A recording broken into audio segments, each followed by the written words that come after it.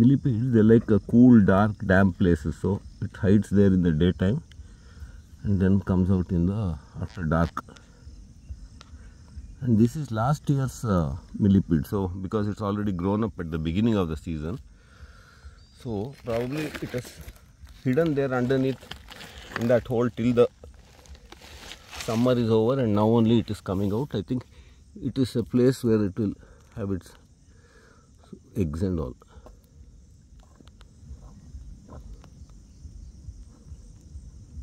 It's eating something also, dried moss.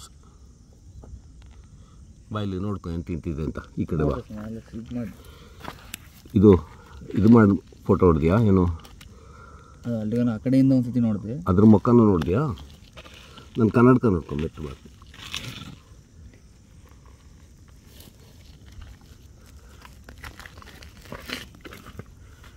ತುಂಬ ಚೆನ್ನಾಗಿದೆಯಲ್ಲ ಇದು,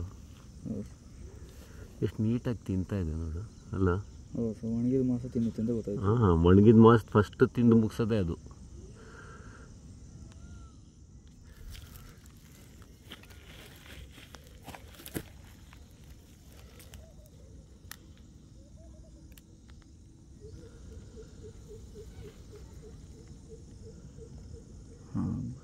ಗೊತ್ತಾಗ್ಬಿಡ್ತು.